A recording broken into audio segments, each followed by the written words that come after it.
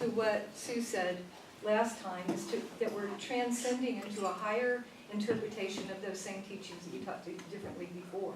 Right. And we're definitely moving into as me, is me, because that's back and focusing on that high place. And like Jane's saying the same thing. It's like, if we can get the other stuff out of the way, we will naturally be who we are. They won't really have to focus, they'll just be there. Right. So, it's really encouraging to me that we're getting into this place in this class. Wonderful, Yeah, wonderful. And there are almost always two practitioners in the sanctuary holding high watch. Yes. Nina set that up and insisted that it happen. And so there are two people simply being aware of the presence of the divine. And sometimes maybe there's a little energy smoothing out during all of that. Sometimes there's an exchange that the other practitioners. Oh, I know you guys play. Yeah, we do. Play energetically up in the rafters going back and forth while they're all but that cleans and clears and lifts. And the important thing to get is that we're not making anything that isn't already not only here but God ordained.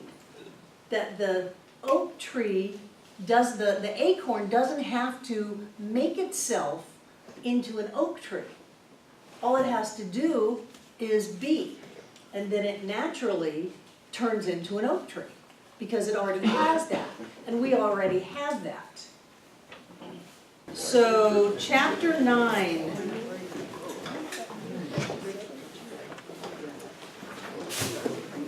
There is that flowing into us, which is forever flowing back into itself. Really? Huh. There is that flowing into us, which is forever flowing back into itself. True. Similar to a snake swallowing its own tail? Mm-hmm. You could look at it that way. And as it flows, we are never filled because there is no point of saturation in an infinite. Wow. So it flows back into itself by flowing into us, but can never hit the point where it's flowed as much as it came. Ernest said that? Yeah.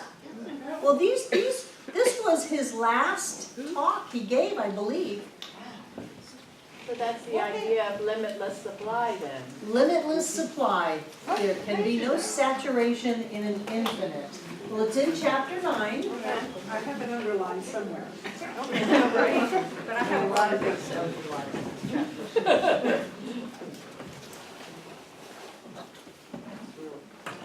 I don't know where it is. Okay. That's all right.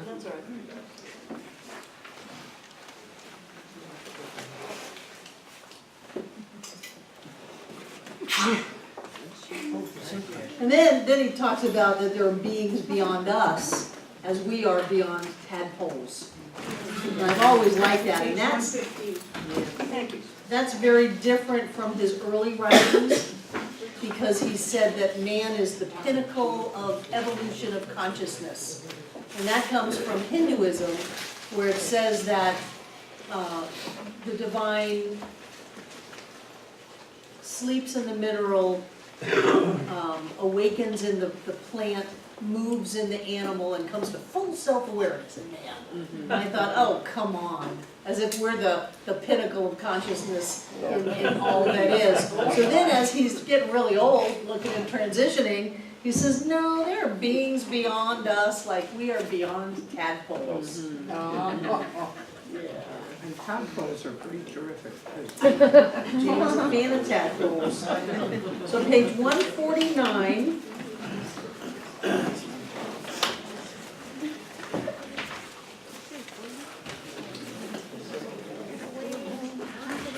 you say 149? 149. That's in the next section. That's in the next section. Oh, I'm in the old book. Oh, Okay. okay. I'm in my old book, Okay. because that's what I had. There's a paragraph somewhere that says, but what we are discussing had to contain that which automatically Bottom of page 117. Thank you. Bottom of page 117. Had to contain that which automatically, mechanically, arbitrarily pushed the evolving instrumentality, and that is man, through the period of ignorance, let us say, until there emerged that which now consciously cooperates with the principle and presence of its own being. There is that which pushes our evolution through the period of ignorance until there emerges that which now consciously cooperates with the principle and presence of our own being. Now I know sometimes you look at the world and think we are in a period of ignorance, either individually or collectively.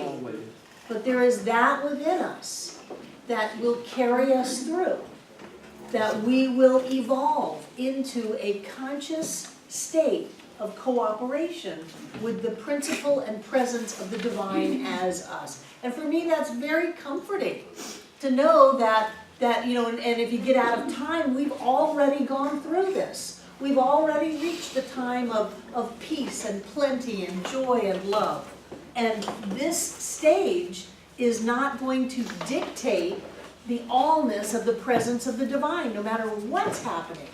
That there is that within us that continues to push us, lift us, however it is you want to look at it, upwards and into greater levels of who we are. Drew. When you were reading that, and just the words in my head, I'm just like, I don't think push is the right word. You can't push a mule. And drawn, Lifts lifted, us. yes, but push through, because,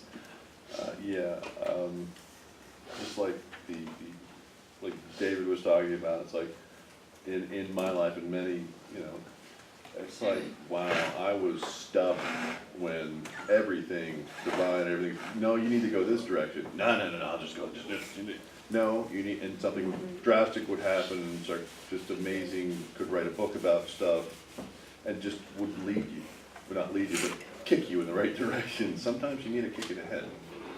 I see it as, instead of being pushed, because a mule, you can't push a mule, but drawn, just literally drawn, Lifted, just called, lifting, however you want to word it. Drag. right, sometimes, yes. Sometimes, yes. Pull, yes. Push, pull. So this is good. Think about the words you use. You know, if we are creating with the energy of our thought, then we want our thoughts to be something that might be easier than being pushed or even dragged. We might want to be called, we might want to be guided, we might want to be led, we might want to be drawn, that kind of thing, instead of pushed or kicked or dragged. So just to be aware, we're open to that. So no matter what is on the outer, there is something that exists in that, in all of us in that moment, that is going to bring us out into a greater level of cooperation with the principle and presence of spirit as us, a greater level of consciousness. And so we don't have to get caught up in it. We don't have to get hooked by either little things or what we would term big things. I think on the universal scale, it's just a blink in eternity and it's all little. And for me, that was just very comforting. It's like saying, everything's going to be okay. Everybody just chill, trust, relax, breathe. Everything's going to be okay. Jane, Jen, and then Sue. Again, I'm just thinking it's, so if you just drop your conscious mind and let things flow through you, then you'll be at a much higher level. That's what meditation is about. Do you meditate? No, I used to, but it just made me dizzy, so Well, sit down so you don't fall over. Try it again. Okay. Good. Jen? Is what you were just speaking about the right side of that lead? Sure. Okay. Sure, that is spirit drawing us, opening us, lifting us, calling us. And what is evolution? It's not Darwinian evolution, it's the evolution of consciousness into a greater awareness of who we already are. Okay. Sue? It is very comforting just to know that there's something at work that is concentrating on us being all that we could be, regardless of what we do to work against it. When I look at the plants this winter, when I think about the plants, I've seen plants fighting their way through to just, I mean, in some ways, I've tried to get rid of a plant that you just couldn't kill, because that life force is so strong. And when I think of that, I mean, that perseveres regardless of what anybody or anything tries to do. It'll wait and then it'll pop up again. And I think that we're the same, in a lot of ways, we're the same. And it's there, and it's just, everything is working to have us be as great as we could possibly be. And regardless of what our past was, or what the voices tell us, or anything, this force is still the strongest thing, and it's always there regardless of what we think. Right, you can't screw this up. Yeah. You're already there, it's already done.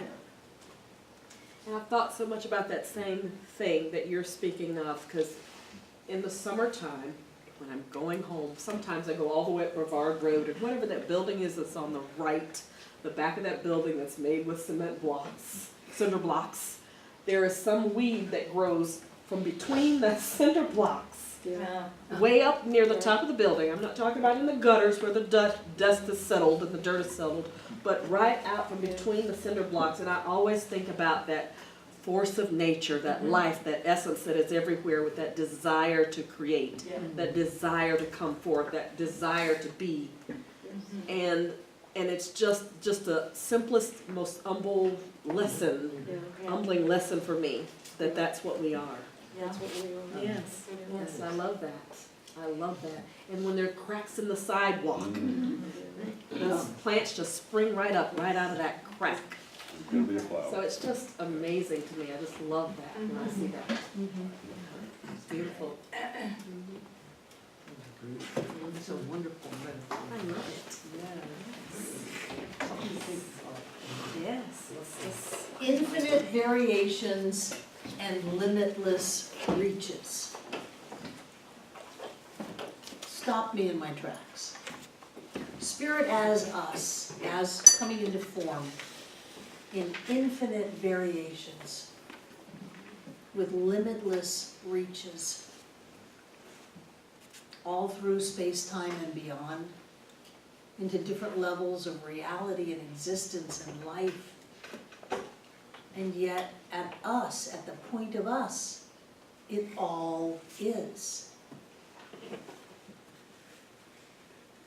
Infinite variations and limitless reaches. Spirit as us. And yet somehow, in the infinite variations, we are not one gazillionth of spirit.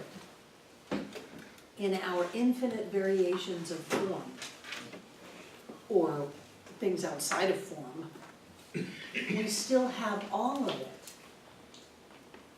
as us. It boggles my mind. Limitless reaches, manifesting into form, individualizing itself as itself. And we look around and go, that's me. Jan, and then Darcy. No, I'm not. You didn't have your hand up? No. Oh, Darcy. All I was gonna say is there's so many places that we can pull our inspiration from if we're just looking for it. Right. There's so many places that we can be inspired. It's amazing to me. And if we live in inspired, then we get all of this stuff. Whereas if we're looking at what we don't have and we're worried and anxious and frightened, we don't get squat. We get a lot of trouble in our lives. It's all about what we're going to look at that is already here. And I like to visualize it as everything we have ever or will ever want is piled up behind us, just waiting for us to look at it. Everything. Because you cannot have a thought without the outpicturing of that thought. So everything that you have ever thought or ever will thought at some level is in form. That's why it becomes more and more important upon us to be mindful of the thought forms that we're creating, not only for ourselves, but for everyone else. You know, I think we have some cleanup to do on at least a national scale after the month after the election. I think we need to clean it up a little bit and get back into oneness and love and support and all of that stuff. Because every thought that we think must manifest. And so we want to think about the things that we want, because it's all piled up behind us. Not to say that we can't get rid of it, but to do that we have to be mindful. So this is telling people where I was coming from after the election. Just recently it occurred to me that after the fires, after storms, after everything, there's those natural disasters that occur. There's that coming together of people where we assist and support and show the best of who we are.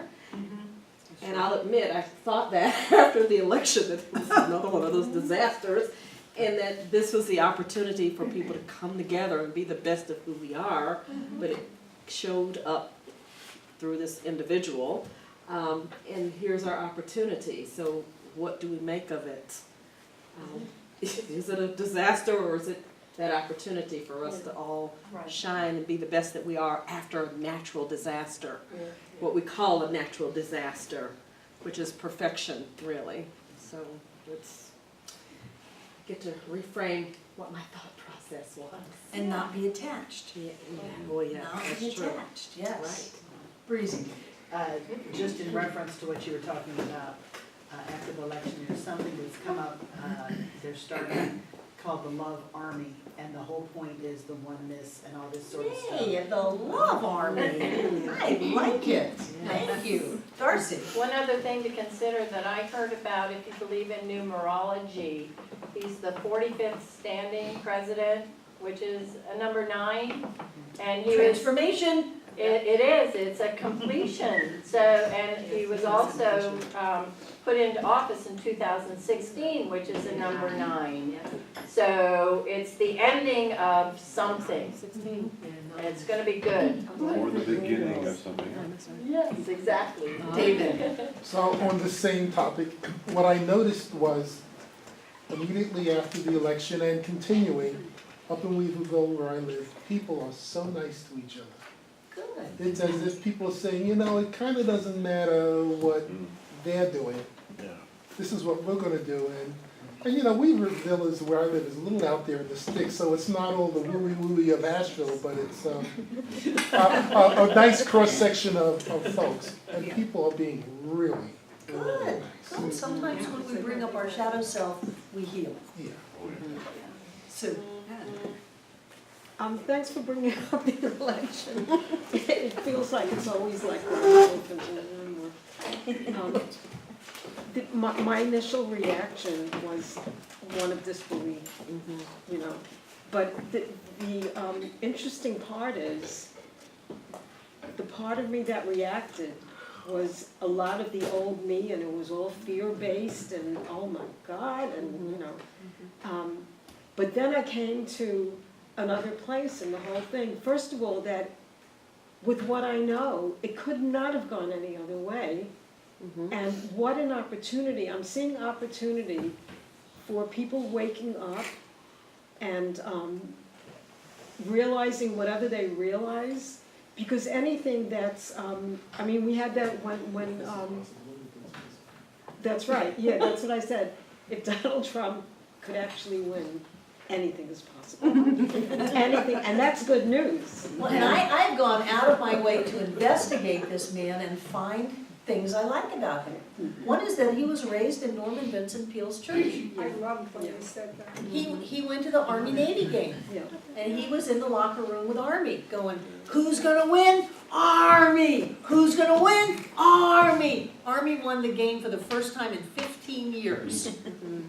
You know, he knows how to use these teachings. I'm not in the place of,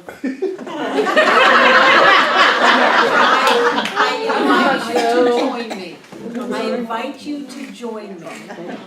and being a fan of Donald Trump. Sure, and being a fan of Donald Trump. That's not where I feel, you know, that I And need then to you're be. holding on to attachment and judgment. You're gonna limit your No. demonstrations. No, I'm just looking at a larger picture where things work themselves out.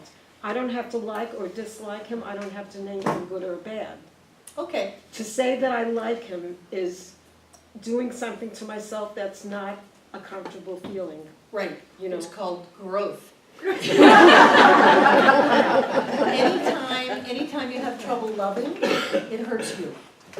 The loving comes from the fact that this is a human being that carries the same life force that I carry. Okay, And that I love. oh, good, as The long as you can love behavior- him. That's fine. I would invite everyone to love Donald Trump. Rockingham used to tell us if they can make you angry or afraid, they own you. And I am not going to be owned by anyone. And I will love, and I will go out of my way to find things to love. Because it's not always easy to love someone who pushes your buttons. I love you, I bless you, I know that you are perfect. That is my statement to Donald Trump. Not for him, for me, for the rest of the people in this country and on this planet. You can't be part of a love army unless you can love. So that's just mine, that's just what I'm doing, and I've looked. That's I good. love the idea that he's Yeah. working for $1 a year. Yeah. I love the idea that yeah. all the people on his cabinet are working for $1 a year. He's not taking a salary, Yeah, he's gotta take $1. I love the process. Yes. I love the whole process. And I love my faith in the wisdom that's behind the whole process. Absolutely, absolutely, and it's just been my spiritual practice. John and I were up until 3:30 that morning. It's just been my spiritual practice to choose love.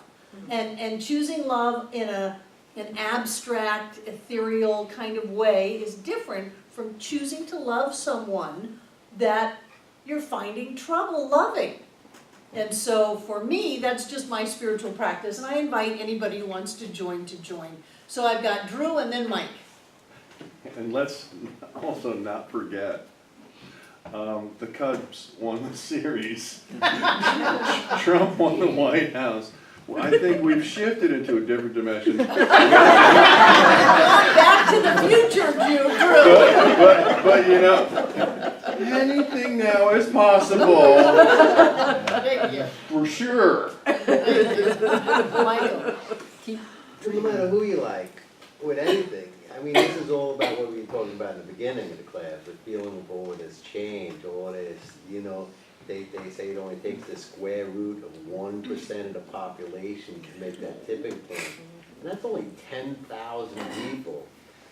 We're far beyond that, I would have to think, right? So you have all this stuff, all this change, all this is the stuff that the Mayans are really talking about instead of the end of the world stuff, you know? The change, this spiritual awakening, everything what quantum physics is doing, all these teachers that are talking about the same stuff that the ancient people, I mean, I find this fascinating. And all this planetary stuff going on and the numerology things going on, I mean, I think this is gonna turn out to be the best whole thing, I mean. Ever. This is gonna be the best president ever. The best year ever. That's what I'm claiming. I'm claiming it for me. Absolutely. I see that whole, like, utopian thing going on before too long. I think we're really going toward that. And, you know, like, if people talk about the DNA, you know, that 90% of the DNA they call junk is gonna activate that and all this. I mean, I really see us living like they did like thousands of years, million years ago, no, you know, like really connected, really. And it is our job to live that now, today, right now. Yes, To usher it in, yeah. yes, Agreed. yes. Thank you, thank you, thank you. We're ahead of the bell curve. We are.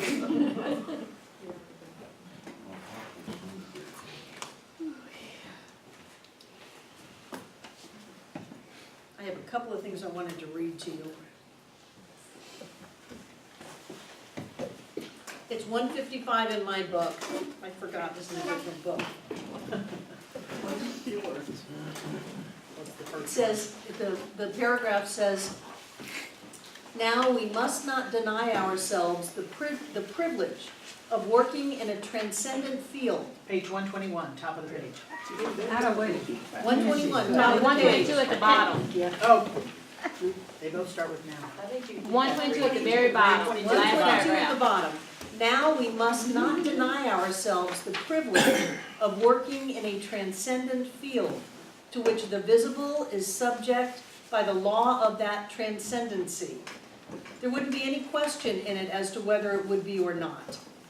We wouldn't argue with any given fact as though it had the right to argue back and tell us whether it would or wouldn't.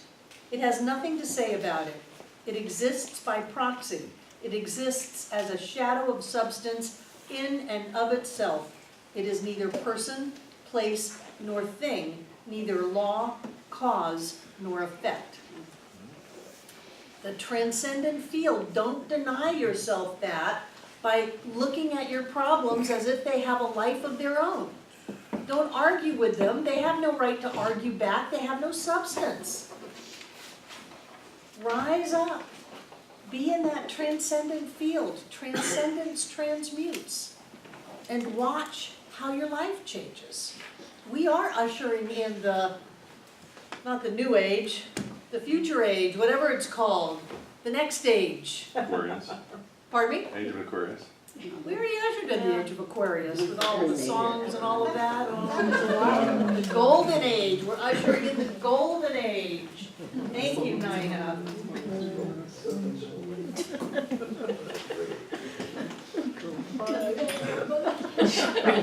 The manifestation is the manifester as the manifestation. In the manifestation. The manifestation is the manifester in the manifestation. Everything in your world is you as that thing. It's all you. David. I think one of the things that really lit the fire under me for just being able to really grasp science of mind and the principles, because I kind of struggled with it at first. You'd think it would be easier for me with my parents, but they didn't help. They insisted it was going to be on me, as it should be. But anyway, I was in a class with you, I think, at one point early on, and the discussion took place about the fact that the universe is manifesting what we're creating 100% of the time, even if we never understand that that process is taking place. Right. It happens for everyone, everywhere, all the time, no breaks, no differences. It is 100%. And when I thought about that for a while, it's like, okay, that makes sense. It can't work for some and not for others. It has to be 100% or it doesn't work at all. Right. The ocean And gets everybody When I wet. realized that, then I realized, okay, then my big tool is choice. I get to change my perception anytime I want to. Right. But that's what sealed it for me. That's when I really got hooked, when I Good. saw that. Barbara, Thank you, did you David. say the manifestation is the manifester? Manifestation is the manifester in the manifestation. Gotcha. Where's your vision? What are you looking for? What are you putting in front of you and then walking into and calling your life? It's all you. It's all you.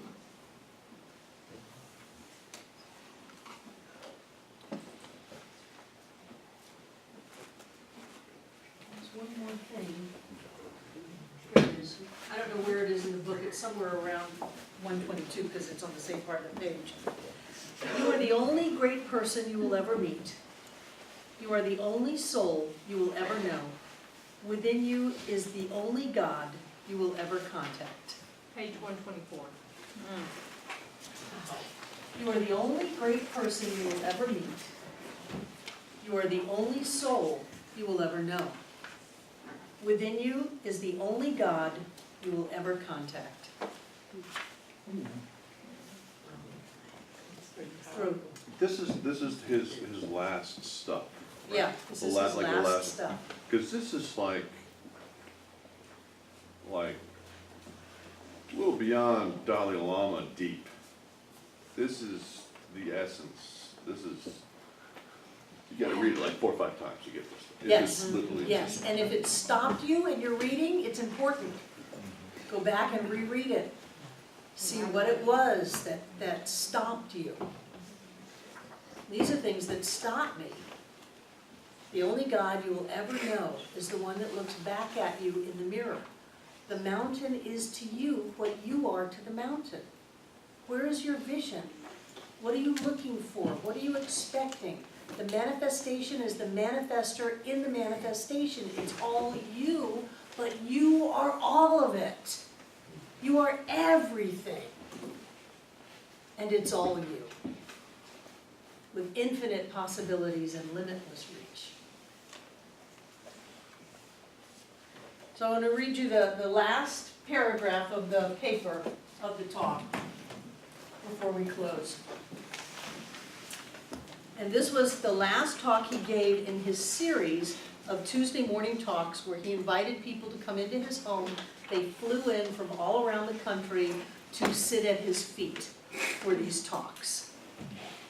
And he says, so now let us know as we break for the summer in joy and gladness, grateful for the privilege of this communion of spirit, soul, and mind, this closeness of even that which is physical.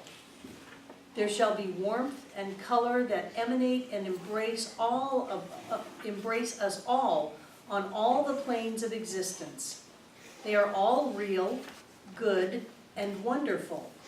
They all belong, or they wouldn't be here. We do belong to the universe.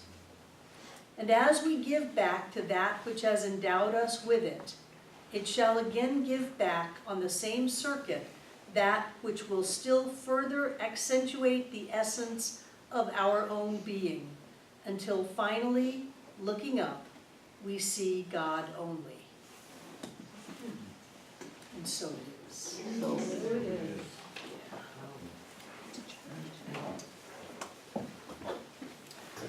So I love these lectures. Next week is a little bit different. Well, If you really like this, you might want to check out his epic poem that he wrote with Fenwick called The Voice Celestial. It was the last thing he wrote. It was a project with Fenwick, and it's all poetry. you have to read it really slow. You have to read it really slow. Yeah. It's wonderful. It's all about the wayfarer, the traveler. Yeah, I mean, it's all about what life is all about in a story. What's it called? The Voice Celestial. And we have copies of it. It's in the bookstore. It's in the book. It's in the bookstore. It's in here. And then there's Fenwick's book. I know, I'm working on Fenwick's book. I like Fenwick. I like Fenwick a lot. And it's so weird because I have no memory of anyone ever giving me that book. It just appeared in my bookshelf. And it's old. When you announced that you were doing this class, and I said, gosh, I've seen these books before. And so I went to my bookshelf, and there they were, the 3 books. And I opened them up, and they were from, She gave and me I'm the like, books. oh my gosh. No, I think after she passed, her books were brought in, and those, I chose those from all the books that were hers. I don't remember them bringing her books in. Yeah, well, how? Did they? I know they brought Jenny's books in. Yeah, they brought They brought Anna's in- books in? Yeah. Yeah. Two books. That's wonderful. Yeah. The things that we need will find us. That which you are looking for is looking for you. Actually, what you are looking for, you are looking with, and you are looking at. And it is you, yes. Anything else? Any other comments or conversation? We have class next week, and then we've got a 2-week break, and then we're going to start on the anatomy of healing prayer. John's going to be a major part of that class. You're going to be doing treatments for each other, have treatment partners, and it's going to be a little bit different, but still a wonderful class. Nancy, The voice celestial, the table is in chapter 10, not the whole thing. not the whole thing? No, the whole book is really big. Oh, I gotta go get that. Yeah, no, that's, I said if you like that, then Yeah. check out The Voice Celestial, yes. No, it's an epic poem. Like the material we'll be starting with is what again? The Anatomy of Healing Prayer, it's the next book. But because it's about prayer, and because since I've been so, I'm just gonna do whatever I want, because I wanna do it, we haven't really had a good treatment class on Monday night in a couple of years. So I'm gonna use this opportunity to have a really nice treatment lessons and practice during this class. You know, and might as well have John teach it. No, this is when we come back in January. Yes. Yes. And I don't know that he'll be here the first week, but he's gonna be an integral part of the class. Anything else before we close? So when's the next class? Next Monday. I would like to thank Darcy for bringing.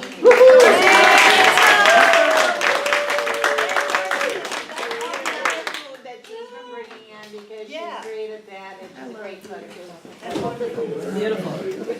There is such a sense of family here, and we have gone to trainings over the years not to say that we are not supposed to be family.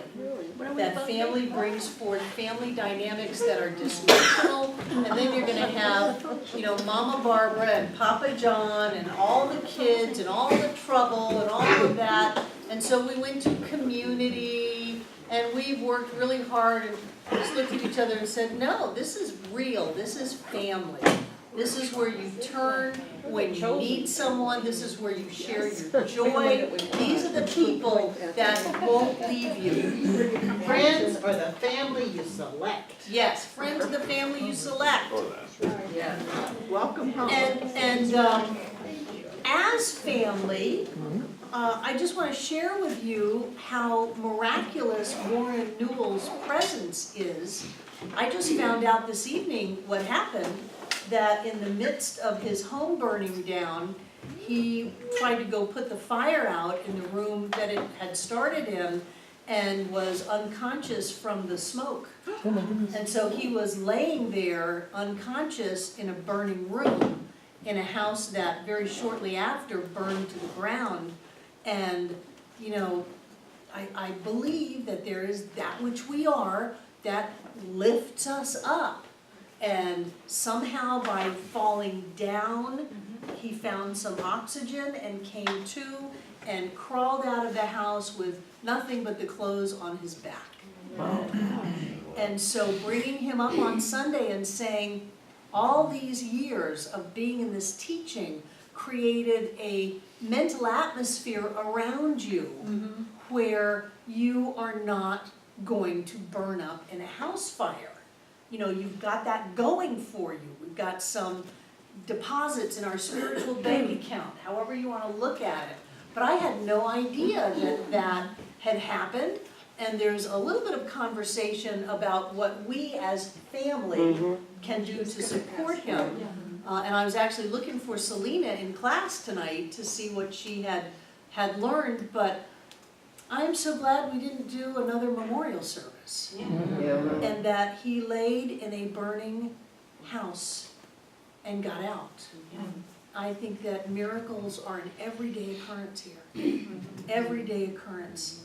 And that by having each other, we reap the benefits of each other in our own lives. family is the place you come home to. Yeah, yeah.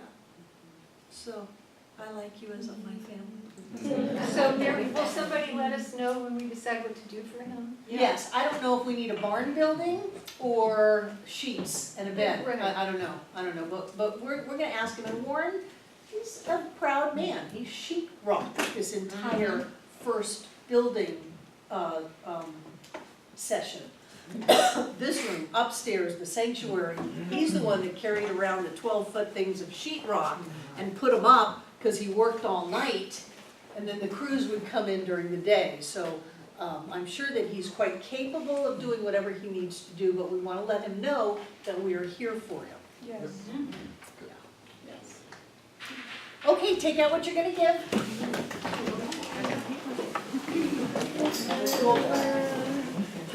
We're going to have the new investment affirmation included in your programs Sunday. Yay. So that you can have it, because people have been asking for it to learn. And what I know is that God is all there is. That we look up and we see only God. And in that, we know that all is well. We know that we live in an infinite, abundant, and prosperous universe. We know that each of us has within us all that we are, and that it is inevitable for that to come into full form as our experience. We know that we are connected with all that is, that spirit is not only in us, but it is us, and we are it. And so we give this gift tonight from that sense of fullness of who we are, knowing that all is well in the world, that all is well in our world, in the world of our center, and in our world at large, because all is God. And in that giving, we know that this clarity of consciousness goes with the gift to touch and bless and heal every person who's connected with this center. We know that each one of us comes together to make this center all that it was ever meant to be. It is a place of peace, a beacon of light, a tower of strength, and a fountain of wisdom that touches the lives of all who call it home. And so it is.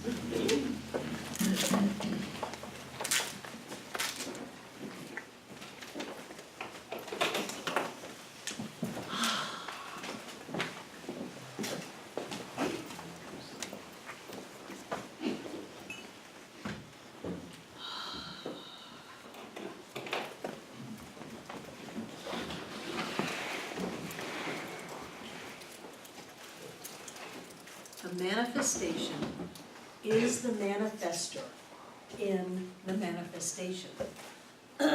All of the points in our lives are us. And so we look around our life and we see the divine sparkling and dancing and living fully as us.